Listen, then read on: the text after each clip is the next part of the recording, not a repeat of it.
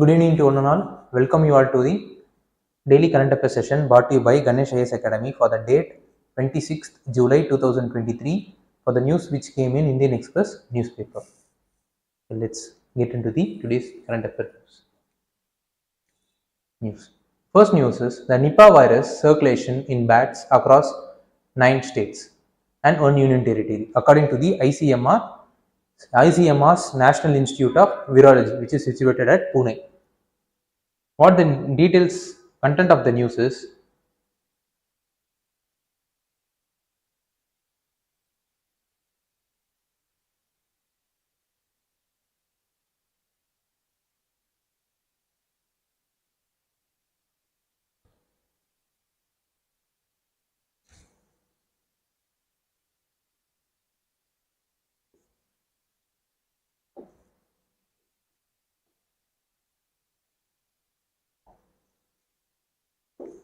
national-wide survey has been conducted by Pune-based National Institute of Virology, which found some evidence of the Nipah virus circulation in bat population across 9 states and 1 union territory. So this is what the content of the news is about. Since the news revolves around the Nipah virus, we should be aware about the details of the Nipah virus. What the Nipah virus is about. It is the zoonotic virus. It is transmitted from animals to human. It can also be transmitted through contaminated food or directly between people also. Nipah virus infection in human causes a range of clinical presentation from asymptomatic infection to acute respiratory infection and fatal encephalitis. Fruit bats of the Pteropodidae family are the natural host of Nipah virus. Fruit bats are the reservoirs of the Nipah virus. There is no treatment or vaccine right now is available for the Nipah virus, either for the animal or for the people. The primary treatment for the human is supportive care only.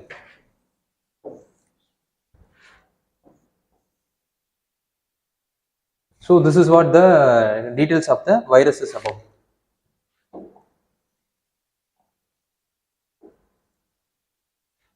Since the survey has been conducted by National Institute of Virology, which is situated in Pune, we should know about the institute itself. It is one of the major institute of ICMR, India's premier science and tech research organization, particularly in respect of biotechnology. It was established at Pune, Maharashtra in 1952 as Virus Research Center under ICMR and Rockefeller Foundation. Initially its name was Virus Research Center only, by ICMR and Rockefeller Foundation. It was an outcome of the global program of the RF means Rockefeller Foundation for investigating the arthropod-borne virus. The studies on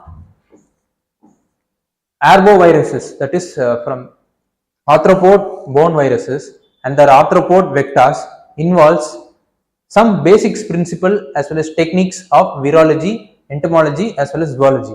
These viruses were also considered to be an ideal group to begin with intensive training as well as the research in the virology in country. That is, this investigation acted as the base to gather some momentum in the area of the research as well as development in virology. So as a result of which the Virus Research Center has been formed and it gets progressed in the virus research area. But after 1967, the Rockefeller Foundation withdrew its support. So the institute from now on means from 1967 was entirely funded and as well as managed by ICMR. In 1978, the Virus Research Center was given status of national importance, as a result of which its name was changed from Virus Research Center to National Institute of Virology. So it is based on the status of national importance is given is, and also the change of name is made because of the recommendation made by the Scientific Advisory Committee.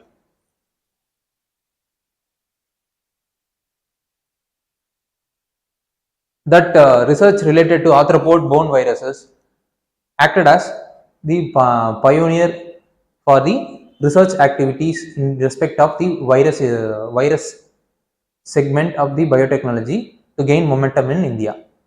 And then it led to subsequent event. Finally, during 1978, National Institute of Virology was fully materialized.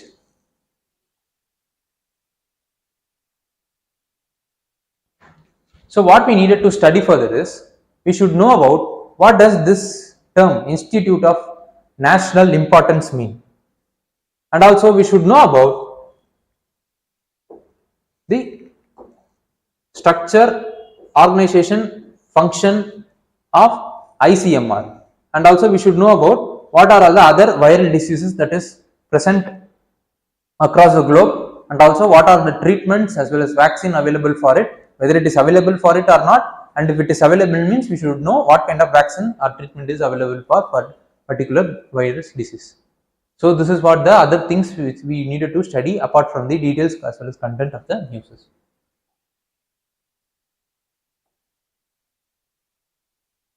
Second news is the road to 2047. That is India's quest to achieve high income status by 100th year of independence, that is during 2047. During the last Independence Day speech, a Prime Minister has made a pledge that India will strive towards achieving the status of developed country by 2047. Currently the country per capita, which is exceeding the per capita income of $13,025 are classified as high income by the World Bank. India's per capita income is only $2,388. So it is classified as lower middle income country. And for those country which has the per capita income in the range of $4,256 to $13,205 will be considered as upper middle income countries.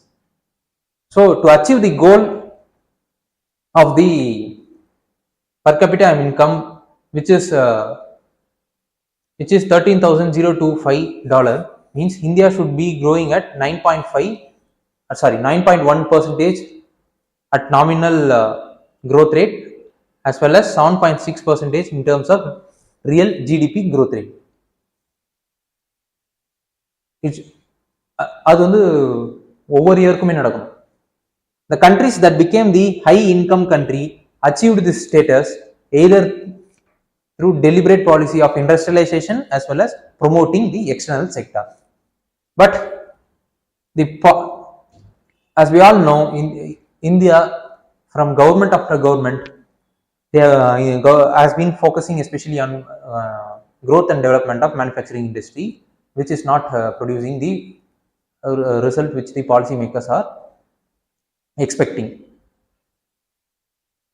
So once the manufacturing sector produces some certain the manufacturing sector வந்து ஒரு certain growth அடைஞ்சது அப்படின்னா, the country could able to satisfy our domestic needs as well as it could able to export to the outer international market also, as a result of which the industries as well as external market, which in turn will be leading to inflow of forex reserve, and as a result of which the growth, development, the economic cycle will be kicked off and the per capita income will be growing.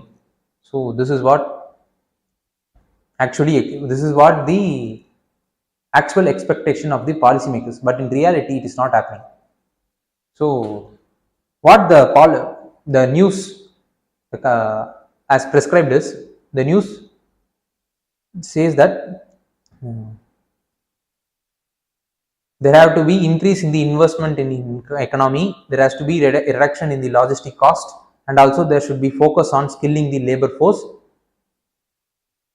and also there should be more investment in health, education, and also increase in the investment in R&D activities. This is what the suggestion being given by the content of the news. The content of the news is based upon the research being conducted by the economist of RBI.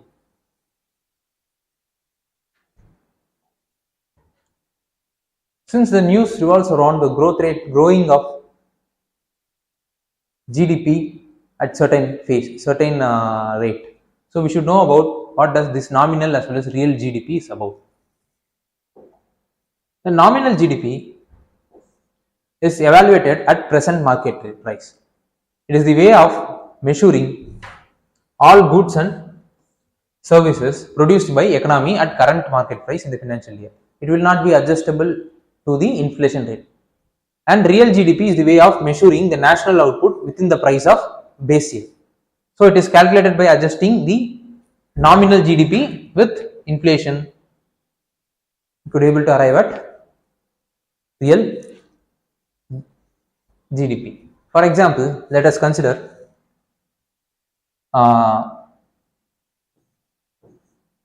base year of 2001 and 12. Suppose during those period the economy has produced 10 pen means, so the production is 10 pen,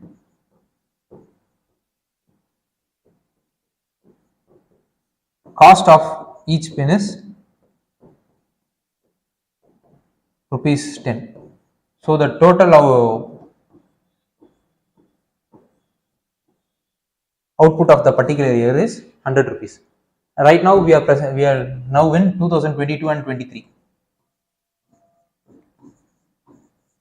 and it has been some 11 years. No, the cost of the pen would have been rise because of the inflation. So let us consider the country is again producing the same 10 pen only, but the cost of per pen has been increased to 20 rupees. So the overall output of the economy is 200 rupees. This is called nominal GDP.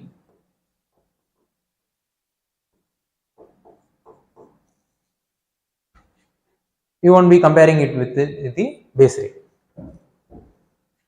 But in terms of real GDP, if we want to identify what is the real GDP of the particular economy means, then we should take into account the total quantity of production. For example, 10 pen is produced, and we have to compare the quantity with the price of the base year. For example, in this case 2011-12 is the base year. So the quantity of the price of the pen during the 11-12 period was 10 rupees. So the cost per pen will be considered as 10 rupees.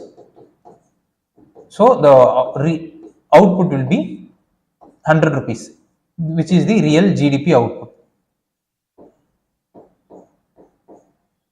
From this we could be able to see that the production of the country in this example has not increased. It is same as what is where in 2011 and 12 period. So this is what the difference between the nominal GDP as well as the real GDP is about.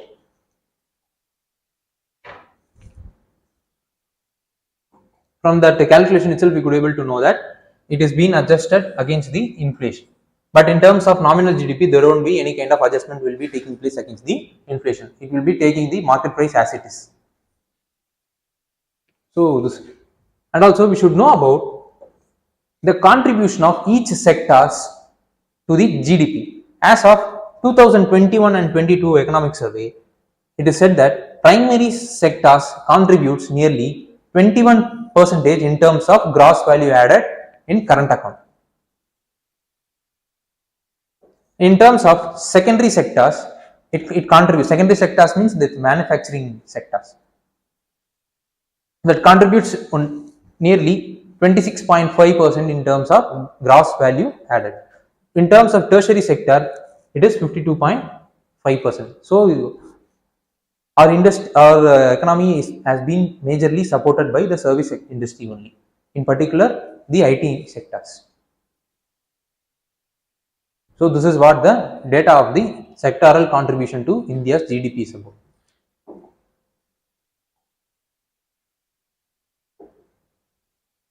So since the news has referred to terms called gross value added as well as gross domestic product, we should know about what does the two terms means. GDP is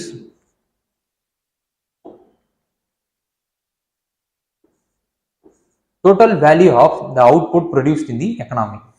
So that is, the particular product's market price will be அது particular ப்ராடக்டோட market ஒரு கண்ட்ரியில் produce ஆகிற எல்லா ப்ராடக்டோட market price வந்து consolidate பண்ணுவாங்க பார்த்தீங்களா, அந்த ப்ரைஸ் தான் ஜிடிபி அட் மார்க்கெட் ப்ரைஸ். அதுதான் ஜிடிபியாக கன்சிடர் பண்ணுவாங்க. That is calculating the cost of the product from the consumer side. And gross value added is reducing the intermediate consumption from the gross domestic product is called as gross value added. Gross value added is opposite to the GDP. GDP is calculating the cost of the production from the consumer side, and GVA, gross value added, is calculating the cost of the product from the producer side. So GDP at market price means it will be adding GVA, that is cost of production for the cost of value added at the production level itself, plus that product tax before it is being given to sold, while it is being sold to the consumer, and the production minus production subsidy. This is what the product subsidy. This is what the formula for the GDP at market price is about. So this is what the difference. GDP means it is the total value of the product at the consumer side. GVA means total value of the product from the producer side. What is the difference between them is the intermediate consumption, because on the production, what is the value of intermediate consumption mean is the production of one good will be acting as input for the another on output of the another good. For example, if a good A is produced in an economy, means it will be sold to a wholesale manufacturer. The wholesale manufacturer will be using this A to produce B. This B only will be sold to the customer C. In between, this A which is produced as well as sold to the wholesale producer, who is producing another product by using the product named A. This A is called as intermediate consumption. This intermediate consumption will be reduced while calculating the gross value added, because since A has been sold to another company, the company will add a value to A to make it as B. So the how much amount of value has been added to A will only be calculated by calculating the GVA. அந்த ஏவே வந்து திருப்பியும் calculate பண்ண மாட்டாங்க. அப்படி calculate பண்ணாங்க அப்படின்னா it will be leading to double accounting. So reduce the redundancy or double accounting, the intermediate consumption will be taken out and it will be called as GVA.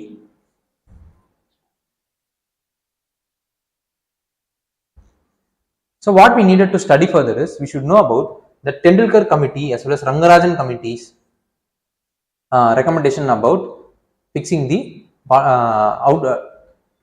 committee to how to identify the below poverty line of the India. Second is we should know about national investment pipeline. Since the news talks about increasing the investment, we should know about the national investment pipeline. Third is we should know about the Skill India mission to train as well as equip the youngsters of India with skill so that they could be market ready to grab the opportunity which is coming on the way. Fourth is Ayushman Bharat scheme to promote the insurance coverage for the people of below poverty line so that they could able to access the secondary as well as tertiary treatment. And the scheme of details also we should know. Fifth is national educational policy. What does this mean?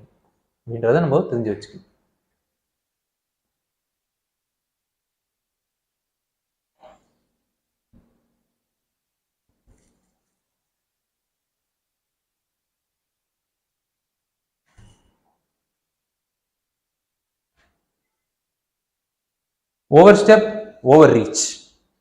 This is what the news headlines. What is the news about is Union Ministry for Information and Broadcasting has asked explanation from CBFC, Central Board for Film Certification, for clearing certain lines in Oppenheimer movie. What the author has said in the particular editorial is he has criticized that CBFC certifying process is independent and it should not be politicized. This is what the crux of the news which we have seen in the previous slide. So since the news is revolves around Central Board for Film Certification, we should know about the working of Central Board of Film Certification. What it is about? It is a statutory body under Ministry of INB. INB means Information and Broadcasting, regulating the public exhibition of films under the provision of Cinematographer Act 1952.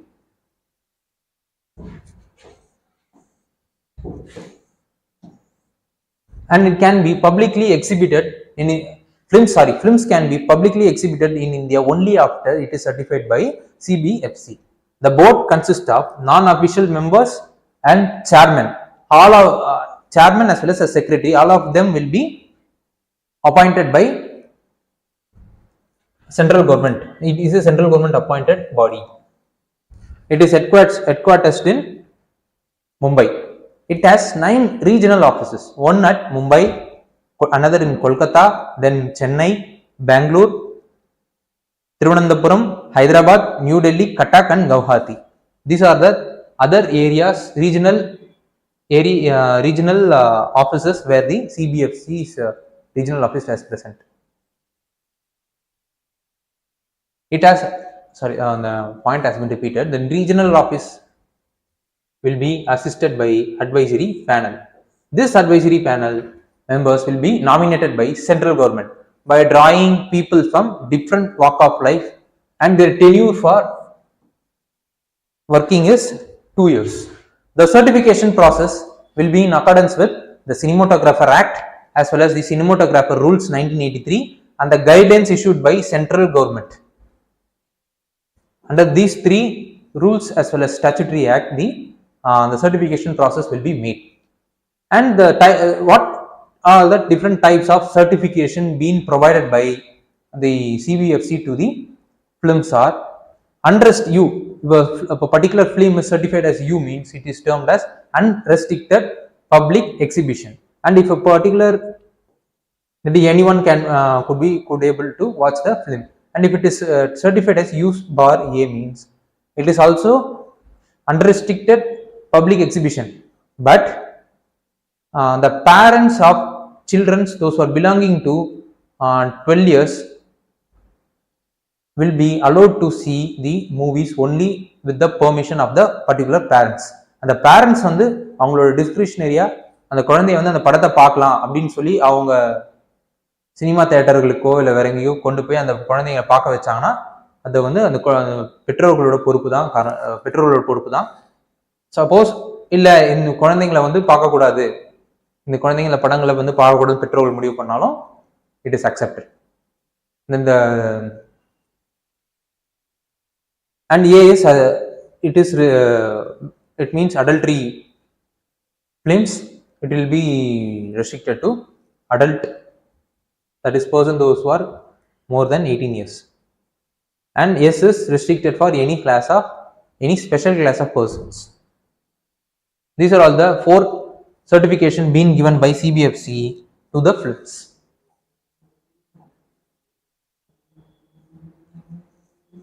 And CBFC does not provide certification for TV programs as well as serials. This TV programs and serials will be guided through the provisions of Cable Television Network Act 1995, under which the content code and advertisement code has been prescribed for programs and advertisements that are appearing in the cable TV network. And the audio cassette which is being released before the particular film is released is also does not require any kind of certification. The பாடல் வெளியீட்டு விழாலாம் நடக்கும் இல்லையா ஒரு before the release of the movie, that பாடல் வெளியீட்டு விழா means they are releasing the song of the particular film which is going to be released after some particular day, after a particular day. That music which is being released before the release of the particular movie does not want any kind of certification. And also under there is another body, statutory body, which is there to hear an appeal against the CBFC decision is Film Certification Appellate Tribunal. The Film Certification Appellate Tribunal is a statutory body which is also constituted under Cinematograph Act 1952. The tribunal has its headquarters in New Delhi. The tribunal is headed by chairperson assisted by 4 members and a secretary. These appointments will be done by the central government only, and as I said, they will be hearing the orders. If there is any kind of appeal against the orders being passed by the CBFC, means we could able to approach the particular film unit or the person those who are directly in touch or அந்த ஃபிலிமோட தொடர்புடைய ஒரு person வந்துட்டு they could able to appeal against the order of CBFC if they are not satisfied with the order of CBFC means to the FCAT.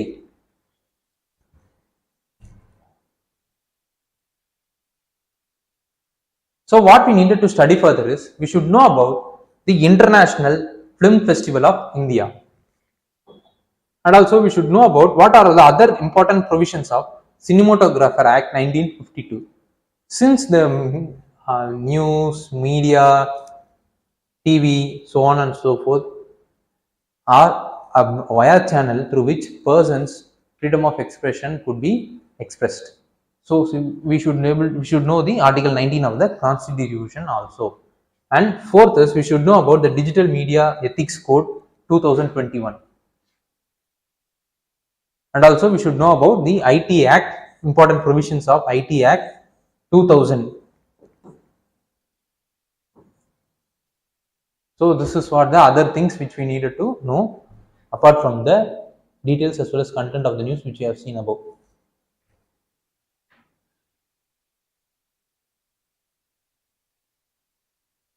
The oppressive tax. From the heading itself, we could be able to come to a conclusion that it is something. The article that is speaking something about the against the tax. Yes, what it is talking is about. Talking is the GST Council recently decided to impose some heavy levy, that is maximum slab 28% levy on gross income on the online games. So how it is levied before is, for example, suppose 10 people are playing an online game means, and each of them will be depositing 100 rupees, and the gaming company collects 10% as its service fees because they are providing the service of platform. So that because of the platform only the 10 people are coming and playing. So 10 people are each of them putting 100 rupees into the game. So totally 1000 rupees will be collected, and out of the 1000 rupees 10% will be collected by the gaming platform as a service charge, and 10% means for in this case it is 100 rupees, and out of that 100 rupees it will be paying 18% on the amount, and the balance 900 is the amount that is shared among the 5 winners. Out of 10 members, if the particular game is selecting the top 5 members, means that 900 rupees will be shared among them as like this only: 250, 200, 175, 150 and 125. In the case of sharing of the winning amount, there won't be any kind of GST. But once the amount is or அந்த amount வந்துட்டு credit ஆகிறதுக்கு முன்னாடி பார்த்தீங்கன்னா the gaming company needed to pay the income tax. So the ஒவ்வொரு பிரைஸ்லையுமே பார்த்தீங்கன்னா 30% of the winning price will be deducted and the remaining 70% only will be given to the winners. So this is what the levy before the 28% gross online game tax முன்னாடி வர வரைக்கும். இது after the levy of 28% on the gross online games, how it will be calculated is, for example, அந்த 1000 rupees இப்போ அதே மாதிரி 100 rupees, 10 of them are paying 100 rupees, each of them are paying 100 rupees, so a total of 1000 rupees will be collected. From this 1000 rupees, 28% will be deducted as the GST. So 220 rupees will be deducted. Then the remaining amount will be 780. Out of the 780 only, yes, out of the 780, 100 rupees will be levied as service fees for the gaming platform. So if you are deducting these 100 rupees from the 780 rupees, means it is கடைசியா பார்த்தீங்கன்னா 680 ரூபா தான் மிச்சம் இருக்கும். From that 680 rupees only, the money will be distributed among the top 5 members, like 250, 200, 175 and some 555 rupees, and another thing is 5, I think so.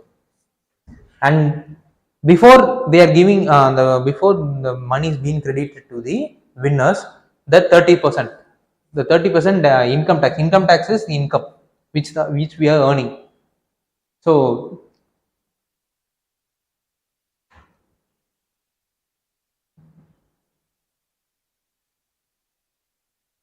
அந்த 680 rupees பிரிச்சு before it is being divided and being credited to the winners கொடுக்கிறதுக்கு முன்னாடி the 30% will be deducted as income tax, as a result of which the person those who are getting the negligible amount won't be getting anything. This makes the as a result, this oppressive taxation will make the gambling, online gaming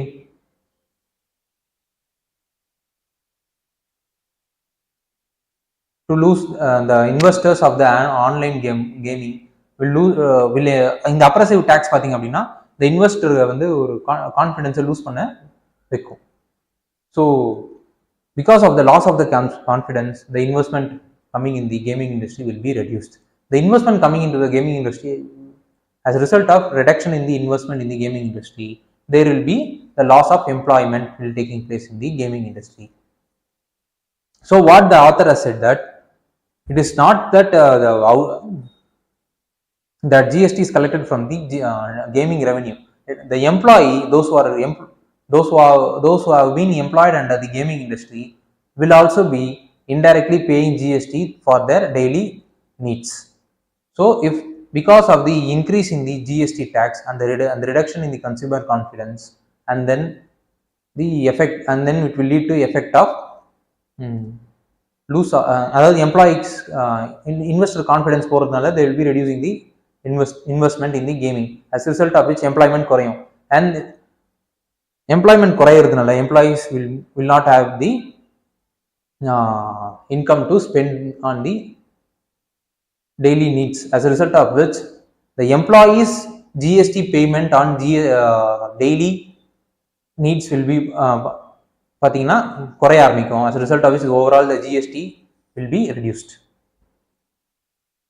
So this is what the impact of the oppressive taxation results in. What the author has suggested is, it is not that always the increase in tax will be leading to increase in tax revenue. Sometimes lowering the tax will enable increase in the consumer confidence and it will lead to increase in the investment in the particular field, and the investment in the particular field will enable increase in the employment opportunity on that particular sector. The increase in the employment opportunity will lead to increase in the employment, and the increase in the employment will lead to increase in the personal income of the people. Increase in the personal income of the people will lead to spending of the people, that those particular people increase in the spending of those particular people in their daily needs. Daily needs means, according to Engels law, if a particular person's income has been raised, means the proportion of the spending on the basic needs like food will be reduced, and the proportion of the spending on the discretionary needs will be increased. As a result of which, the employees வந்து இந்த மாதிரி discretionary நீட்ஸில் spend பண்ணுறது மூலிமா என்ன ஆகும்னா கவர்மெண்ட்டுக்கு டேரெக்டாக வந்து ஜிஎஸ்டி வருமானம் கூடும். ஸோ ஒரு வகையில் இண்டஸ்ட்ரியோட interest rate கம்மி பண்ணோம்னா மறு வகையில் it will lead to increase in the employment, and the increase in employment will be leading to again increase in the GST tax revenue because of the spending of the employee. So this is what the author suggestion is. So since the news revolves around the increase in the GST by the GST Council, we have to know about what does the GST Council is. In 22nd Constitutional Amendment Bill was passed, and it brought into effect the GST as well as the GST Council. As the 122 Constitution Amendment Bill amended Article 279, and it created a provision called 279A1, under which the GST Council has to be constituted by the President within 60 days of the commencement of Article 279A. The GST Council will be a joint forum between which comprises of members from center as well as the state.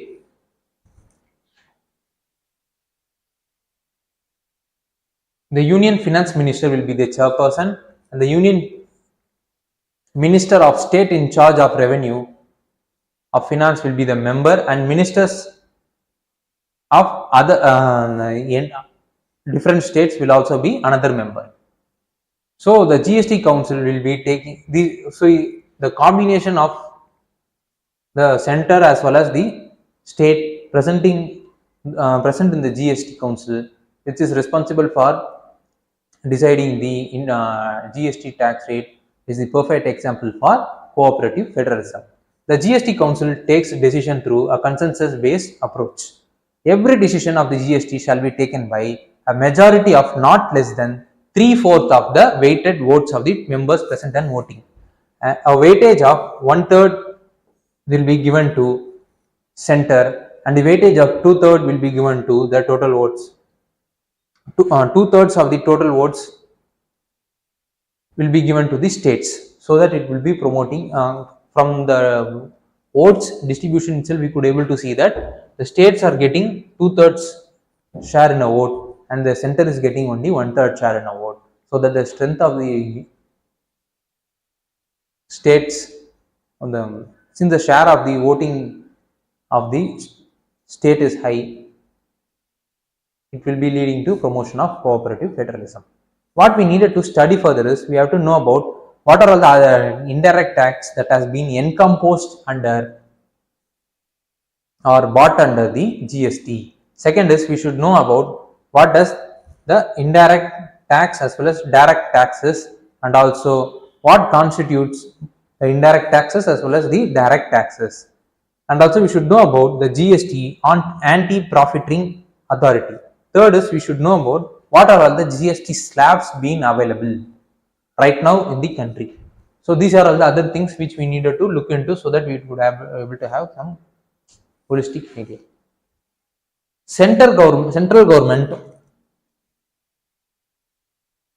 devolves 3.9 lakh crore to states till July. 15th Finance Commission has recommended that the state should be given 41% of the divisible tax pool of the center during the period of 2021 to 2025-26. As a part of this,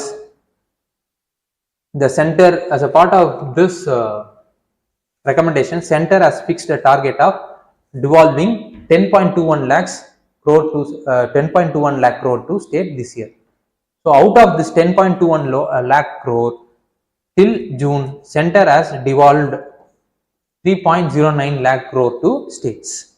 Since the news revolves around recommendation of Finance Commission, we should know about what is the first we should know about Finance Commission is.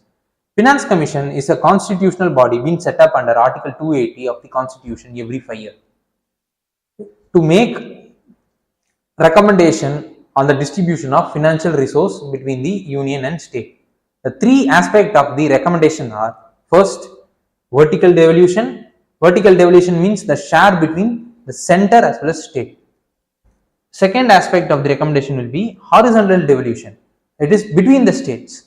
What if the state is devolving, for example, 10 rupees to the state, means that how those 10 rupees will be distributed among the state is called as horizontal distribution. It will be based on some formulas which reflects the state's particulars, but that particular state's fiscal needs.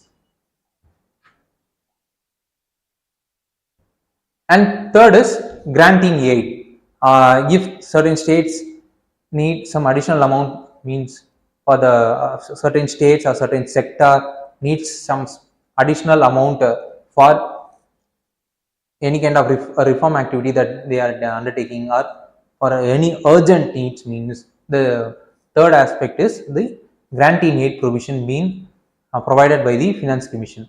What kind of the grants should be given by the center to the states and under what criteria it needed to be given will all be come under the granting aid recommendation of the Finance Commission.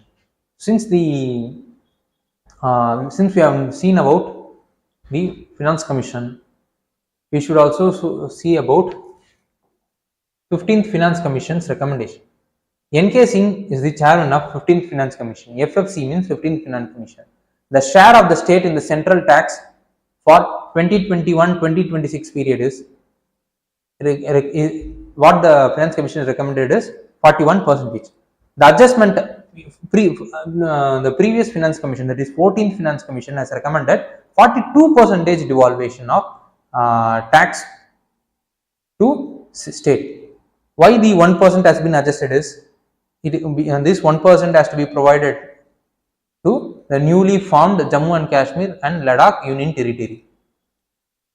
And the criteria for devolution are income distance, area, population, demographic performance, forest cover, forest ecology, tax and fiscal effort. These are all the criteria needed to be followed while devolving the tax. And grants. In terms of grants, what are the different types of grants the Finance Commission has recommended is revenue deficit grants, sector specific grants, state specific grants, grants to local bodies, and disaster risk management. What constitutes sector specific grants are health, school education, higher education, implementation of agriculture reforms, maintenance of Pradhan Mantri Gram Sadak Yojana road, judiciary, statistics and aspirational district and blocks. This is the sector specific grants being recommended by the 15th Finance Commission. Under this criteria only, the sector specific grants under this sectors only, the sector specific grants will be given.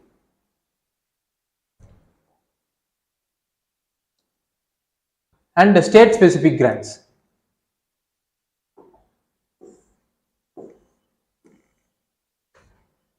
So what criterion will be considered while giving these state specific grants is social needs of the particular state and the administrative governance and infrastructure, water and sanitation, preservation of culture and historical monuments, high cost physical infrastructure and tourism. These are all the criteria being analyzed, based on which only the state specific grants will be given to the particular state. And grants to the local bodies. 2.4 lakh crore for the rural local body, 1.2 lakh crore for the urban local body will be given, and 70,051 crores for the health grants through the local government. Disaster risk management has retained the previous recommendation, that is, the cost sharing between the center and the state should be 90 is to 10 for northeastern and Himalayan state and 75 is to 25 for all other states. இந்த disaster risk management grand பார்த்தீங்க அப்படின்னா இந்த calculation பார்த்தீங்கன்னா it has been retained from the previous finance commission recommendation. What we needed to study further is we should know about the revenue as well as capital receipts, and also we should know about revenue as well as capital expenditure. And also second thing we should know about is different types of deficit, and third is we should know about direct as well as indirect taxes, what constitutes direct tax and what constitutes the indirect tax, what's the difference between them.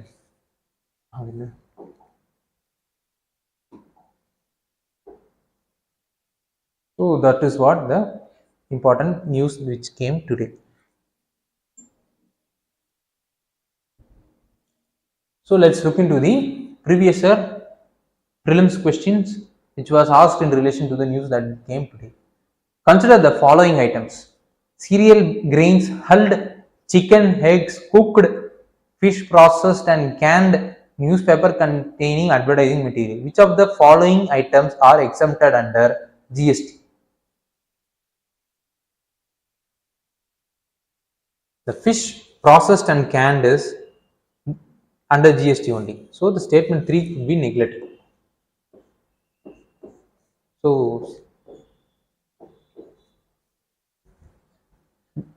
cereal, grains, chicken, eggs as well as newspaper are exempted under GST. So the answer is 1, 2 and 4.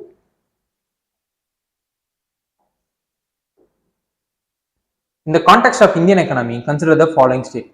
The growth rate of GDP has steadily increased in the last 5 years. The growth rate in per capita income has steadily increased in the last 5 years.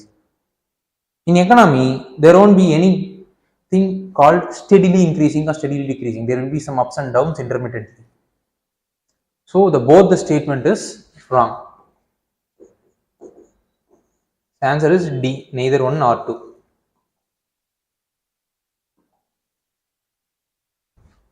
UPSC mains question. Enumerate the indirect taxes which have been subsumed in goods and service tax in India.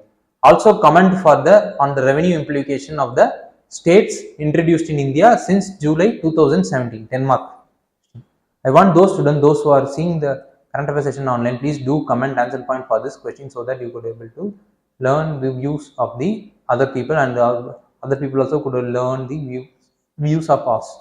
So we could be able to grow as a whole. Please do comment the answer point for the question which you are seeing right now on the board. So thank you students, please do comments, like, subscribe and share the YouTube, and more importantly hit the bell icon so that you could able to receive the daily notification related to the current affairs session and any other important session which will be brought to you in the near future by the Ganesh IAS Academy. Thank you.